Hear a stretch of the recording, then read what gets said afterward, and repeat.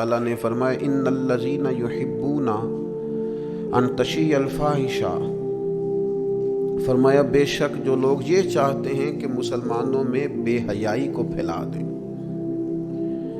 فحشاء کو عام کر دیں، بری باتوں کو لوگوں کے اندر پھیلا دیں۔ کن لوگوں میں؟ فی الذین آمنوا، وہ لوگ جو ایمان لے آئے، جو ایمان والوں کے اندر بے حیائی پھیلانا چاہتے ہیں۔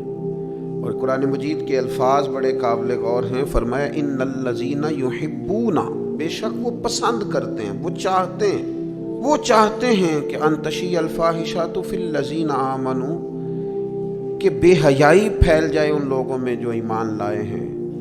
تو مالک فرماتا ہے لہم عذاب علیم، ان لوگوں کے لیے دردناک عذاب ہے۔ اور ایسا نہیں ہے کہ یہ قیامت تک انتظار کریں گے پھر انہیں عذاب دیا جائے گا۔ یہ عذاب کہاں کہاں ملے گا؟ فی الدنیا والآخرہ۔ جو مسلمانوں میں بے حیائی پھیلانے کو پسند کرتے ہیں انہیں دنیا میں بھی عذاب ہوگا اور آخرت میں بھی عذاب ہوگا، اور عذاب بھی عذاب علیم، دردناک عذاب ہوگا۔ فرمایا واللہ یعلم وانتم لا تعلمون، اللہ جانتا ہے تم نہیں جانتے۔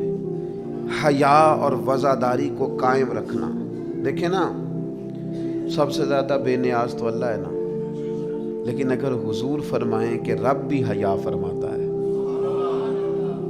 حضور سید عالم علیہ السلام فرماتے ہیں اللہ حیا فرماتا ہے کہ اس کا بندہ اس کے سامنے ہاتھ پھیلائے اور اللہ اس کے ہاتھوں کو خالی واپس کر دے۔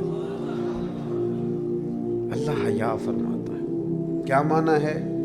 کہ اللہ تبارک و تعالی لحاظ کرتا ہے اس بات کا کہ اس بندے کی امید نہ ٹوٹ جائے، رب کی بارگاہ سے جو اس کی توقع ہے وہ توقع نہ ختم ہو جائے۔ معنی کیا ہوا؟ آپ وزادار رہیں، آپ کے مزاج میں رکھ رکھاؤ ہو۔ بعض لوگ بعض اوقات ایسی بات بول دیتے ہیں، ایسی بات کر دیتے ہیں، اس طرح کی گفتگو ان سے سرزد ہوتی ہے کہ وہ محسوس ہوتا ہے کہ جو اس بندے کی شخصیت ہے نا، جو اس کی پرسنالٹی ہے، اس کے ساتھ وہ بات میچ نہیں ہوئی۔ تجھے تو بہت زیادہ خیال والا ہونا چاہیے تھا، تیرے مزاج کے اندر تو بہت زیادہ وزاداری ہونی چاہیے۔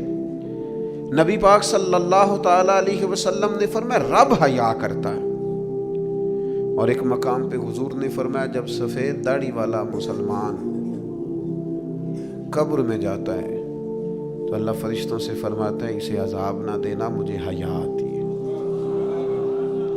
لیکن اگلے لفظ جو حضور نے بیان فرمائے وہ سمجھنے والے ہیں، فرمایا رب کہتا ہے مجھے حیا آتی ہے، تو بندے کو بھی تو حیا کرنا چاہیے، اس کو بھی حیا کرنا چاہیے کہ کوئی تو موقع ایسا ہو جب میں کوتاہیوں سے بچوں۔ اب اگر میری عمر کے تقاضے بڑھ گئے ہیں تو میرے حلم کے تقاضے بھی بڑھ جائیں، میری وزاداری کے۔ وہ حضرت حافظ سعدی رحمۃ اللہ علیہ نے ایک مقام پہ فرمایا کرنے لگے میں نے 20-22 سال کے بوڑھے بھی دیکھے اور میں نے 80-90 سال کے نوجوان بھی دیکھے۔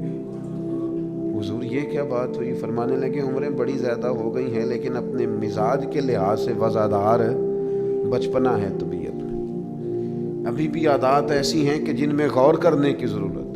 اور فرماتے ہیں کچھ لوگ ایسے ہیں کہ عمریں تھوڑی ہیں لیکن انہوں نے اپنے آپ کو سمیٹ لیا ہے، بعض چیزوں پر اپنے اوپر پابندی کر لی ہے، بعض چیزوں کا لحاظ کرتے ہیں، کچھ معاملات سے بڑی ہمت کر کے بچتے ہیں۔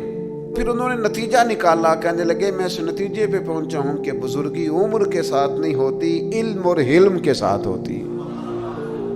علم اور حلم کے ساتھ بزرگی کا تعلق ہے۔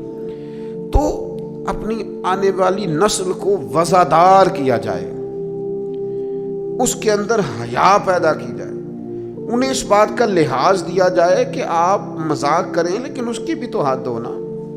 آپ یقین کریں بعض لوگ دادا کے ساتھ شغل کر رہے ہوتے ہیں، اپنے دادا کے ساتھ اس کا مذاق بنا رکھا، معذرت اپنے والدین کے بارے میں باتیں کر کے وہ ہنس رہے ہوتے ہیں، اور کئی دفعہ والدین سپورٹ کر رہے ہوتے ہیں، کہتے ہیں یہ بڑا اس کا مذاق والا مزاج ہے، مجھے بھی معاف نہیں کرتا۔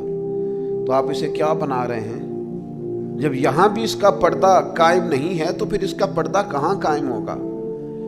اس کی طبیعت کے اندر ٹھہراؤ ہونا چاہیے۔ وہ لوگ تو وہاں بھی وزادار تھے جہاں بات کرنے کی ضرورت ہے۔ نبی پاک علیہ السلام نے صحابہ سے پوچھا کہ وہ کون سا درخت ہے جس کی مثال مومن کی طرح ہے؟ تو حضرت عبداللہ ابن عمر فرماتے ہیں مجھے سوال کا جواب آتا تھا کہ وہ کھجور کا درخت ہے،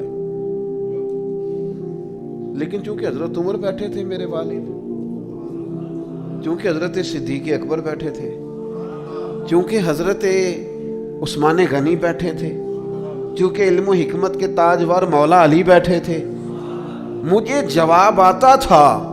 لیکن حضرت عبداللہ ابن عمر فرماتے ہیں حیا مانے تھی،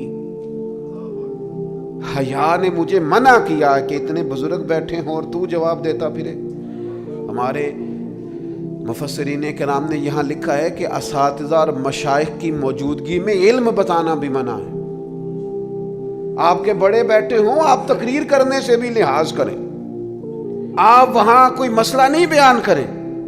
یہاں تو بڑے معاملات اور ہو جاتے ہیں، ہمیں اپنے بزرگوں کے سامنے ایک خاص وزاداری وہ بندے کو خوبصورت کرتی ہے۔ حضرت عباس حضور کے چچا ہیں، ان کے بیٹے جناب عبداللہ ابن عباس فرماتے ہیں میرے والد سے کسی نے پوچھا تھا آپ بڑے ہیں کہ نبی پاک؟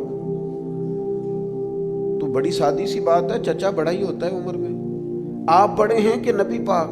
تو یہ وزاداری ہے، یہ کمال وزاداری ہے۔ یہ ان لوگوں کا طریقہ ہے جو بڑے رسیلے سجیلے، جو بڑے خوبصورت لوگ ہوتے ہیں، جن کے لہجوں سے لفظ نہیں شہد ٹپکتا ہے۔ حضرت عباس رضی اللہ تعالیٰ عنہ فرمانے لگے کیا کہا تم نے؟ میں بڑا ہوں کہ حضور؟ فرمانے لگے بڑے تو حضور ہی ہیں، پیدا پہلے میں ہوا تھا، ولادت پہلے میری ہوئی تھی، بڑے بہرحال وہی ہیں، پیدا پہلے میں ہوا تھا۔ یہ جو وزاداریاں ہیں، یہ جو خوبصورتیاں ہیں، یہ جو آپ کے مزاج کے اندر خوبصورتی ہے، یہ جو لہجے کے اندر حسن ہے، یہ ایک بڑا ضروری کام ہے۔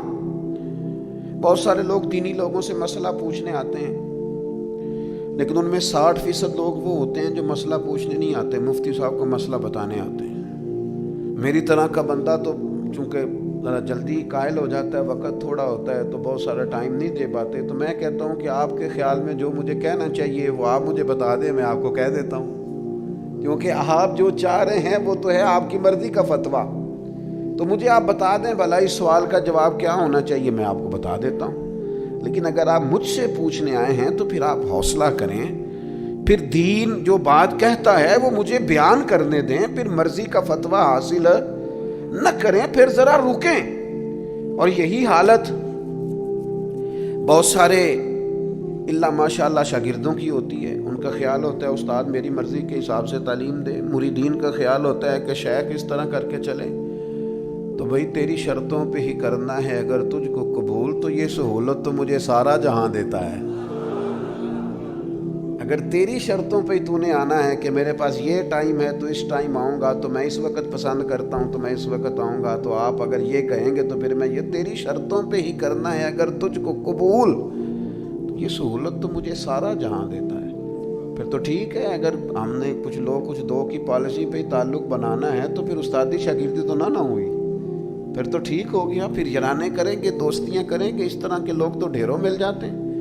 اپنی زندگی کے اندر وزاداری، خوبصورتی، ٹھہراؤ، لہجے کے اندر حسن، مزاج کے اندر ایک کمال۔ حضرت امام مالک رحمۃ اللہ علیہ کو کسی بات پر امام اعظم نے بڑا ڈانٹ دیا، شاگرد تھے، بڑا ڈانٹ دیا، سخت ڈانٹا، اور اس کے بعد بھی وقفے سے کبھی کوئی ایسی بات ہوتی تو امام صاحب کہتے ہیں میری طبیعت سے وہ غصہ نہ جاتا کہ یار اس نے ایسا کیوں کیا۔ کچھ عرصے کے بعد جا کے وہ بات کھلی کہ جس بات پر امام ابو مالک کو ڈانٹا ہے ان کی تو غلطی نہیں تھی، دوسرے کلاس فیلو کی غلطی تھی، انہوں نے تو یہ بات کہی نہیں، تو کسی اور نے کہی تھی اور نام ان کا لگ گیا۔ بچے کر دیتے ہیں نا شرارت، کسی نے کی نام کسی۔ تو امام اعظم ابو حنیفہ رحمۃ اللہ علیہ امام مالک سے کہنے لگے بیٹا تم نے بتایا کیوں نہیں، اتنی ڈانٹ کھا لی۔ حضرت امام مالک نے سر جھکا لیا، کہنے لگے حضور لوگوں کے جسموں پر لوگوں کا احسان ہوتا ہے، میری تو سانسوں پر بھی تیرا احسان ہے، میری سانسیں بھی تیری مقروض ہیں۔ یہ جو لوگ مالک کو جانتے ہیں یہ اس نسبت سے جانتے ہیں کہ یہ ابو حنیفہ کی گلی میں آتا جاتا ہے، سونیاں زندگی میں جتنا نام اور عروج پایا تیرے صدقے پایا، 4 جھڑکیاں نہ سہ سکتا تیرے نام پر، میں نے پسند نہیں کیا۔ اور پھر آپ نے پوچھا بھی تو نہیں نا کہ بتاؤ، آپ نے کہا ڈانٹ کھانی ہے تو دکھ قبول محمد بخشا بس راضی رہن پیارے، کوئی حرج نہیں۔ آپ نے کہا ڈانٹ کھانی ہے تو کھا لیتی، اس میں حرج والی کون سی بات؟ یہ خاص وزاداری، یہ خاص خوبصورتی۔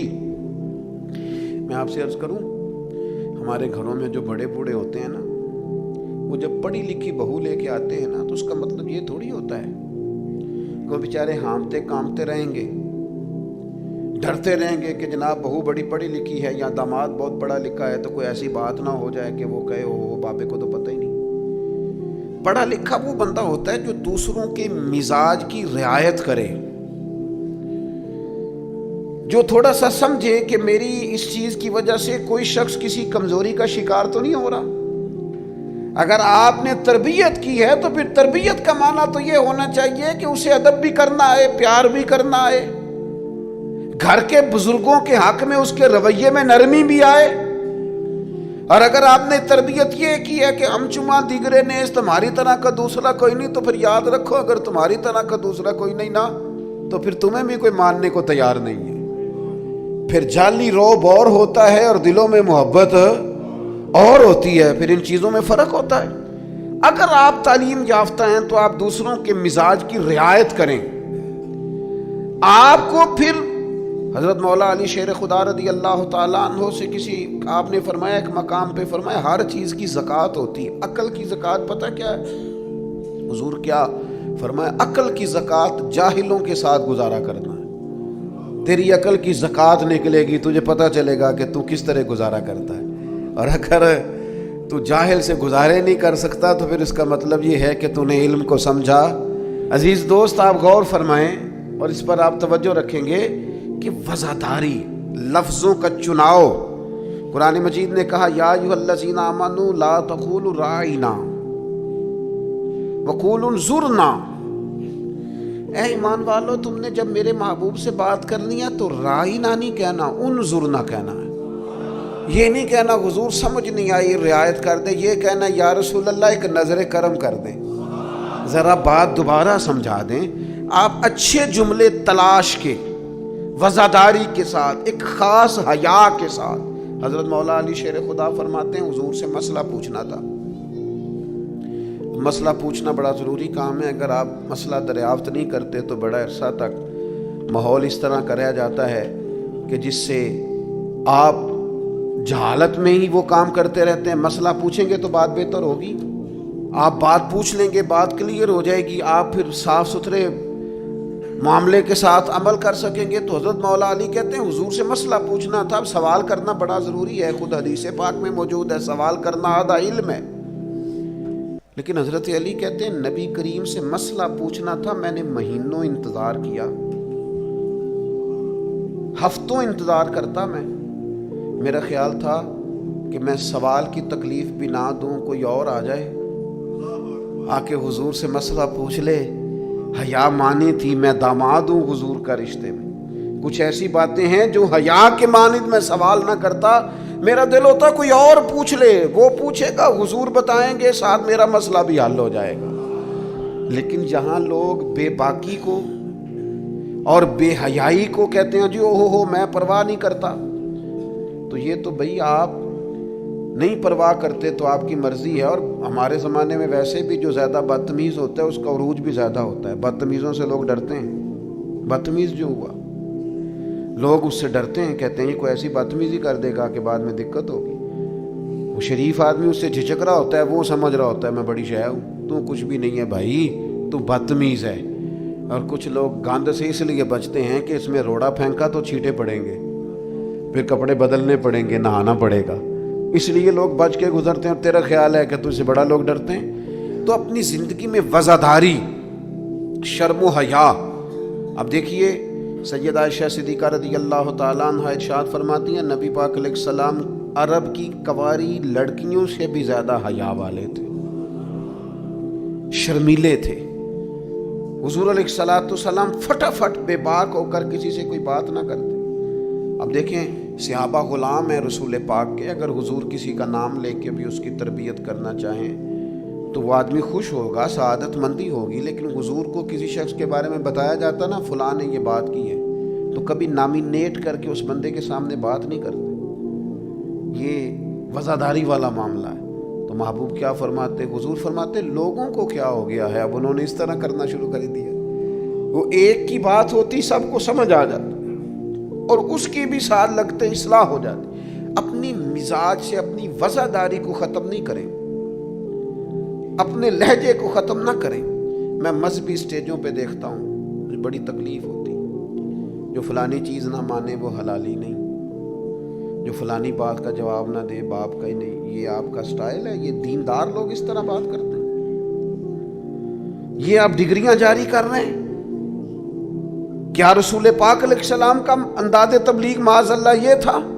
میں کیا کروں، صرف میں دینی لوگوں کی بات نہیں کر رہا۔ جو آدمی گندے لطیفے سناتا ہے نا اسٹیج پہ بیٹھ کے، اس کی آپ فین فالوئنگ دیکھیں کتنی زیادہ ہے۔ سٹیٹس کیا ہے؟ گند بولتا ہے، لطیفے سناتا ہے، اور اس کو سننے والوں کی تعداد کیا آ رہی ہے، دنیا ٹوٹ کے پڑ رہی ہے۔ یہ ہمارے معاشرے کے مجموعی مزاج کی عکاسی کرتی ہے کہ وزاداری کس حد تک ختم ہو گئی، اپنے انداز میں، اپنے لب و لہجے میں، خاص شرم و حیا، خاص خوبصورتی۔ ہمارے جو دیہاتی گھر ہوتے تھے ان کے اندر بڑی وزاداری ہوتی تھی، ان کے اندر بڑا خیال رکھا جاتا تھا، چیزوں کو بڑا سمجھا جاتا تھا۔ یہاں آپ حالت دیکھ لیں، شادی بیٹی کی ہو یا بیٹے کی ہو، سارا خاندان بیوٹی پارلر میں بیٹھا ہوتا ہے۔ کوئی وزاداری نہیں رہی، کوئی وہ معاملہ ہی نہیں رہا جس میں حسن ہوتا تھا، خوبصورتی ہوتی تھی۔ رسول پاک صلی اللہ تعالی علیہ وسلم نے فرمایا حیا خیر ہی خیر ہے، حیا سراپا خیر ہے۔ تیرا جھکا جھکا لہجہ، تیرے جھجکتے لفظ، تیری ٹھہری ٹھہری باتیں، تیرا ذرا سمٹ کر چلنا، سمٹ کر بات کرنا، تیرے لہجوں کا ٹھہراؤ، گویا یہ وہ ٹھنڈی ہوا ہے جو چلے گی تو صحیح پر کسی کو فائدہ دے گی، نقصان نہیں دے گی۔ لیکن اگر تیرا خیال طوفان بننے کا ہے، پھر ایسا نہ ہو کہ درخت بھی ٹوٹیں، رستے بھی بند ہوں، عمارتیں بھی گریں۔ حضور نے فرمایا حیا خیر ہی خیر ہے، حیا جہاں آتی ہے خیر لاتی۔ نبی پاک صلی اللہ تعالی علیہ وآلہ وسلم ایک جگہ سے گزرے، یہ بخاری میں موجود ہے، تو ایک شخص اپنے بھائی کو سمجھا رہا تھا، اسے کہہ رہا تھا یار تو بڑا ہی شرمیلا ہے، اس طرح بھی کوئی کام ہوتا ہے؟ تیری شرم و حیا کی وجہ سے بڑے مسائل بنتے۔ بھائی کو ڈانٹ رہا تھا کہ تو اس قدر زیادہ جھجکتا ہے، شرمیلا ہے کہ بڑے ہمارے مسائل خراب ہو گئے تیری جھجک کی وجہ سے۔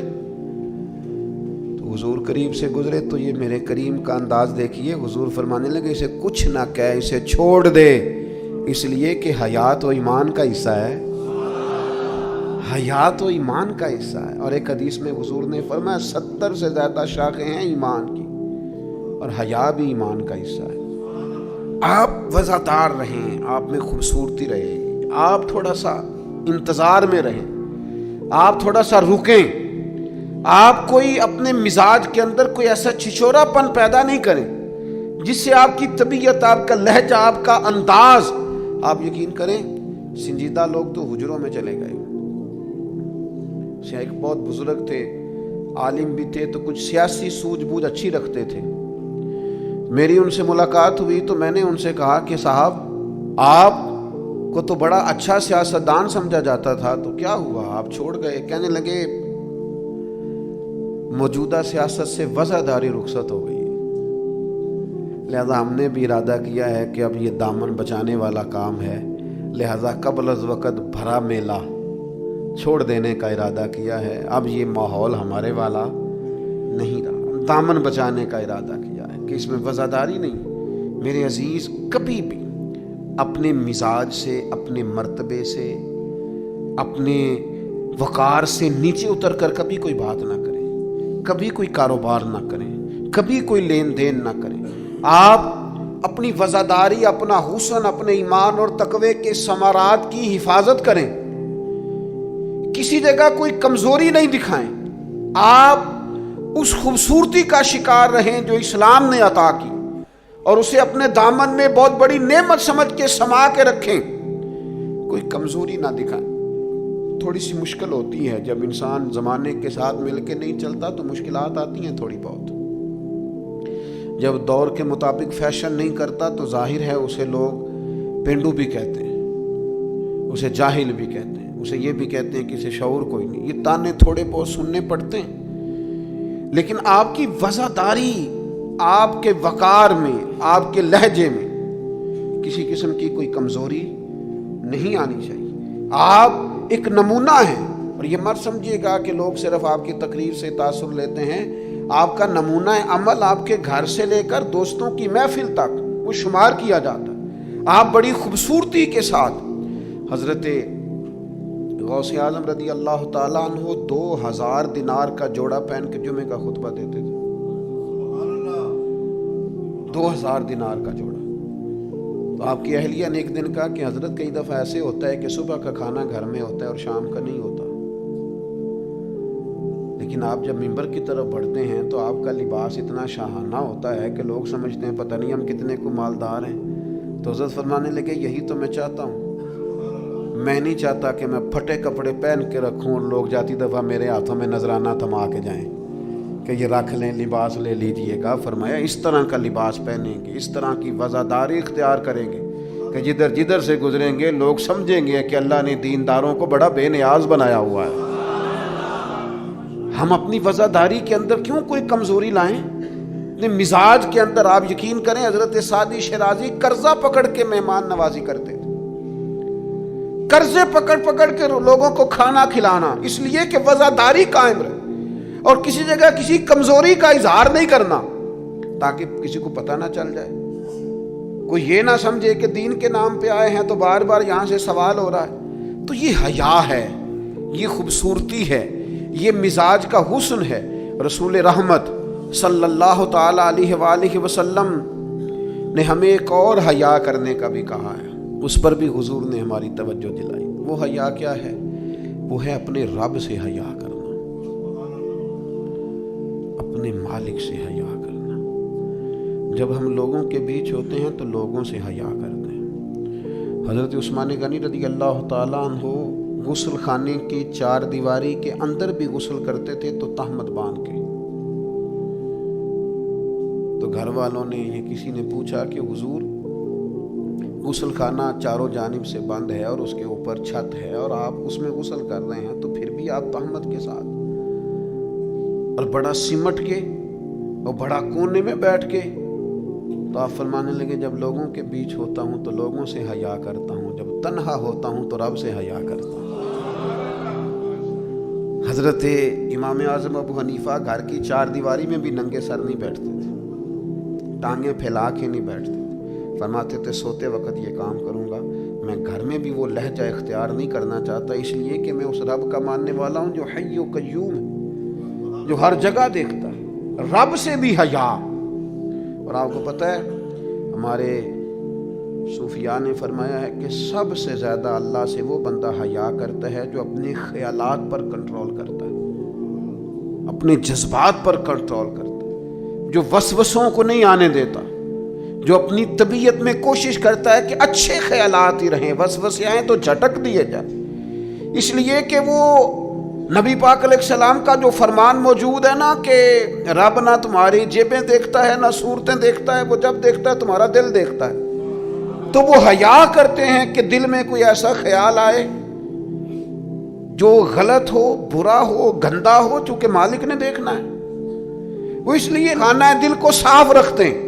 لیکن نہ کوئی مہمان گھر میں آتا ہے تو لوگ فٹافٹ صفائی نہیں کرتے، چیزیں نہیں اٹھاتے کہ وہ کیا سوچے گا، یہ کتنے میلے کچیلے ہیں، کیونکہ مہمان نے دیکھنا ہے، اور جس دل کو رب رحمان نے دیکھنا ہے اس کی صفائی رکھنا کہ اس میں گندے برے خیالات، ہرس، ہوس، لالچ، حسد، بغض، کینہ، عداوت، بددیانتی، بدگمانی یہ موجود نہ ہو، چونکہ رب نے دیکھنا ہے۔ اللہ کے پیارے رسول صلی اللہ تعالیٰ علیہ وسلم نے فرمایا اللہ تعالیٰ سے حیا کرو جس طرح حیا کرنے کا حق ہے۔ تو صحابہ کہتے ہیں ہم نے عرض کی یا رسول اللہ صلی اللہ تعالیٰ علیہ وسلم الحمدللہ ہم اللہ سے حیا کرتے ہیں۔ تو حضور نے فرمایا حیا کا وہ معنی نہیں جو تم نے سمجھا ہے۔ تو یا رسول اللہ پھر سمجھا دیں کیا معنی ہے حیا کا؟ تو نبی پاک علیہ السلام فرمانے لگے اللہ سے حیا کا حق یہ ہے کہ تم اپنے سر میں جو موجود افکار ہیں ان کی حفاظت کرو، اپنی سوچوں کی حفاظت کرو، پھر تم نے اللہ سے حیا کی۔ اور حضور فرمانے لگے جو کچھ تمہارے پیٹ کے اندر ہے جب تم اس کی حفاظت کرو گے تو پھر تم نے اپنے رب سے حیا کی، یعنی حرام نہ کھانا۔ نہیں پتہ سارے زمانے کو کہ تمہارا رزق حلال ہے کہ حرام ہے، پر تمہارے رب کو پتہ ہے نا، لہذا حیا کرنا، لقمہ حرام قریب نہ آنے پائے۔ اور حضور علیہ الصلوۃ والسلام فرمانے لگے یہ بھی یاد رکھنا کہ موت اور ہڈیوں کے گل سڑ جانے کو تم نے یاد رکھا ہوا ہو، اور فرمایا یہ بھی یاد رکھنا کہ تم نے قیامت کے دن دوبارہ اٹھنا ہے، رب کی بارگاہ میں کھڑا ہونا ہے۔ اگر تم نے ان سب چیزوں کو یاد رکھا پھر تم نے صحیح معنوں میں اپنے رب سے حیا کی، اور اگر تم نے یہ بھلا دیا ہے اور بس ٹھیک ہے دوڑ کے آئے، نماز پڑھ لی، اور جناب محفل میلاد میں جانے کا وقت آیا تو کہیں سے ادھار ٹوپی لے کے سر پہ اوڑھ لی اور لباس جو ہے وہ شلوار قمیض والا نکل آیا اور لہجہ بدل گیا، تو پھر کچھ ظاہری طور پر تو چیزیں بہتر کی لیکن حقیقی معنوں میں اپنے رب سے حیا نہیں کی۔ حضور فرماتے ہیں کچھ لوگ تہامہ پہاڑ جتنی نیکیاں لے کے آئیں گے قیامت کے دن، لیکن وہ اللہ ہوا میں اڑا دے گا۔ کیوں؟ اس لیے کہ لوگوں کے سامنے نیکیاں کرتے تھے، جب اکیلے ہوتے تھے پھر گناہ کرتے تھے۔ ان کی وہ جو تنہائی کی ناپاکی ہے نا، یعنی وہ جو اکیلے میں رب سے حیا کرنا چاہیے تھا، وہ حیا چونکہ موجود نہیں ہے تو رب فرمائے گا وہ تو تم نے لوگوں کے سامنے وزادار بن کے وقت گزارا ہے، میرے سامنے تو تمہاری تنہائی بڑی ناپاک رہی، لہذا وہ سب نیکیاں بھی ہوا میں اڑا دی جائیں گی۔ خوبصورت زندگی، خوبصورت لب و لہجہ، خوبصورت بولنا، خوبصورت آنا جانا۔ میں طلباء سے کہا کرتا ہوں کہ بڑی پسند کا بھی تمہارا کھانا پکا ہوا ہو تو اس طرح نہ کھاؤ کہ محسوس ہو کہ پتہ نہیں کتنی دیر کے بعد کھا رہا۔ تمہارا لہجہ صاف ستھرا، تو جو ہمیں کہا گیا کہ بھوک ہو بھی تو ذرا ہاتھ ہٹا لو، کھانے میں، پینے میں، لباس پہننے بھی آپ انوکھ۔ میں نوجوانوں سے عرض کروں گا تمہاری کٹنگ کیوں اس طرح کی لگے کہ جس میں کوئی طبیعت کا انوکھا پن ظاہر ہو، جس سے تمہاری وزاداری پہ ضرب آئے۔ تمہارا بات کرنا اتنا کمزور کیوں لگے کہ جس سے محسوس ہو کہ یار اس کی تو ابھی تربیت ہونے والی۔ تمہیں کیوں اس بات کی کمزوری محسوس ہو کہ لوگ میری طرف دیکھیں، لوگ مجھے جاننے لگ جائیں گے، تو کمزوری ہے۔ ایک خوبصورت وزاداری، یعنی خدا جانے بلندی ہے کہ پستی پر جہاں میں ہوں وہاں کوئی نہیں ہے۔ ایک خاص اطمینان ہو، زندگی میں ٹھہراؤ ہو، حسن ہو، آپ جہاں ہوں وہاں مطمئن ہو۔ آپ کی طبیعت بتائے کہ اللہ تعالیٰ نے آپ کو سکون عطا فرمایا ہوا ہے، ٹھہراؤ ہے، خدا کا شکر ہے، دولت ہے، صحت ہے، بچے ہیں، اولاد ہے، دوست اچھے ہیں۔ آپ ان ساری جائز نعمتوں پر اللہ کے حضور شکر گزار ہوں، لیکن کوئی مزاج میں چھچھورا پن نہ ہو، کوئی طبیعت اس طرح کی نہ ہو جس طرح محسوس ہو کہ آپ اپنا بوجھ کسی پر ڈالنا چاہ رہے ہیں، یا آپ کوئی اضطراب کا شکار ہیں یا بے چینی کا شکار ہیں۔ ہم کبھی کبھی اپنے حالات بتاتے بھی اتنا دور نکل جاتے ہیں کہ بعض دفعہ کہنے کو جی چاہتا ہے یار کوئی نعمت ہے ہی نہیں تیرے اوپر، اتنا کمزور ہو گیا تو ہر بات میں دکھڑے ہی سنا رہا ہے، ہر وقت کا دکھ ہی تیرے ساتھ ہے۔ اتنے کمزور نہیں، نہایت وزاداری، نہایت خوبصورتی۔ حضرت ابو ذر غفاری ایک کمبل میں وقت گزارا ہے،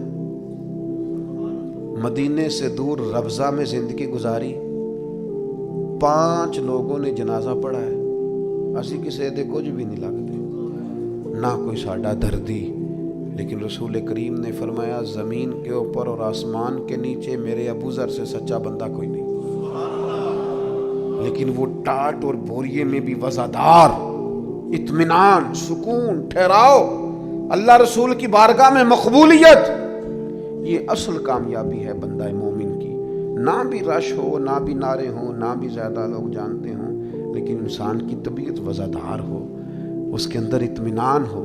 اور کچھ لوگ اتنے مطمئن ہوتے ہیں، ان کی زندگی میں اللہ رسول پر بھروسہ اتنا مضبوط ہو جاتا ہے، ان لوگوں کی زندگیوں کے اندر صبر اور شکر اتنا غالب ہوتا ہے، ان کے لہجے کے اندر ٹھہراؤ اتنا زیادہ ہوتا ہے کہ ان سے مل کر جینے کو جی چاہتا ہے، ان سے ملاقات کر کے انسان کو زندگی گزارنے کا لطف آنے لگتا ہے، یعنی جن سے مل کر زندگی سے پیار ہو جائے وہ لوگ آپ نے شاید نہ دیکھے ہوں مگر ایسے بھی ہیں جن سے مل کر زندگی سے پیار ہو جائے. انسان کو ٹھہراؤ نصیب ہو، کرم نصیب ہو،